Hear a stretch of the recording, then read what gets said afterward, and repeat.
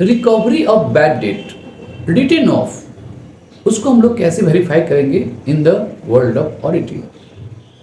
कौन कौन से डॉक्यूमेंट को हमें भाउच करना होगा, कौन कौन से एस्पेक्ट्स को वेरीफाई करना होगा, आज हम लोग इसकी बात करेंगे। सबसे पहले हमें ध्यान देना होगा कि वो कौन कौन से डॉक्यूमेंट हैं जिसे हमें भाउच करना होगा, वेरीफाई करना होगा, ताकि क्लियर हो जाए कि जो रिकवरी हुआ है बैड डेट जिसको हम लोग पहले ही रिटर्न ऑफ कर चुके हैं वो कितना हद तक सही है, करेक्ट है, एक्यूरेट है। तो पहला डॉक्यूमेंट होगा वो होगा schedule of bad debts. Schedule of bad debt वो पहला डॉक्यूमेंट है जिसे हमें भाउच करना चाहिए if we want to clarify the amount of recovery from bad debt return of earlier. Verify करना होगा whether the amount of bad debts, verify करना होगा whether the amount of bad debts recovered has been shown in the bad debt schedule। bad debt schedule में वह जो bad debt recover हुआ है वो अमाउंट पहले से शो किया गया है या नहीं किया गया है इन द प्रीसीडिंग ईयर्स, पिछले सालों में। इसके अलावा दूसरा जो बुक होगा, दूसरा जो डॉक्यूमेंट होगा वो होगा प्रूफ ऑफ कलेक्शन। कलेक्शन हुआ है कि नहीं हुआ है उसका प्रूफ भी हमें चाहिए। इसके लिए हमें वेरीफाई करना होगा relevant proof of recovery submitted, example के रूप में tribunal decree, notice from the bankruptcy trustee, letters from collecting agency of lawyer और पार्टी एक्सेट्रा। इन सब से हमें प्रूफ के रूप में कलेक्शन हुआ है कि नहीं हुआ है इसका प्रूफ हमें चाहिए। तो सेकेंड डॉक्यूमेंट हुआ प्रूफ ऑफ कलेक्शन, जिसमें हम लोग बहुत सारे इंपॉर्टेंट एस्पेक्ट्स को वेरीफाई करेंगे इसको स्पष्ट करने के लिए कि exact amount recovery of bad date का है क्या।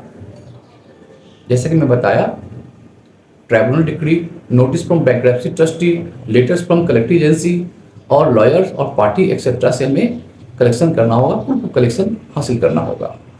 थर्ड जो इंपॉर्टेंट डॉक्यूमेंट है जो कि क्लैरिफाई करता है कि क्या अमाउंट है बैड डेट रिकवरी का, वो है credit managers file. Credit managers file one of the most important document है। इसके द्वारा हम क्या जांच कर सकेंगे, क्या वेरीफाई कर सकेंगे?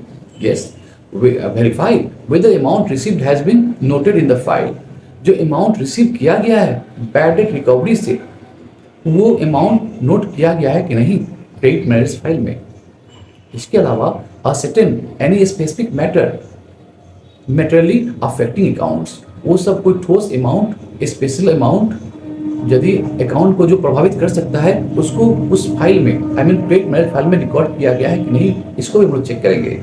Ascertain any specific matters materially affecting accounts has been noted down in the file or not, it has to be checked out।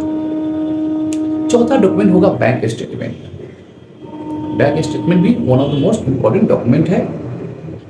इसके द्वारा हम कौन कौन सा एस्पेक्ट को वेरीफाई करेंगे? We have track receipt in the amount of bank statement. Bank statement के जो रिसीट साइड है वहां पर हम ट्रैक करेंगे ये अमाउंट मेंशन किया गया है या नहीं किया गया, रिकॉर्ड किया गया है या नहीं किया गया है। Confirm that the check received from the party has not been dishonored। ये भी चेक करना होगा कि जो चेक मिला है हमें पार्टी से as an bad debt recovery वो कहीं डिसऑनर तो नहीं है, इसे भी हमें चेक करना होगा कि वो चेक ऑनर्ड है या डिसऑनर्ड है। पांचवा स्टेटमेंट, पांचवा जो डॉक्यूमेंट है वो है रिसीट। वेरीफाई करेंगे whether proper acknowledgement have been issued to parties। Parties को प्रॉपर एक्नॉलेजमेंट अर्थात रिसीट हम लोग प्रॉपरली इश्यू किए हैं नहीं, इसको भी वेरीफाई कर लेना होगा।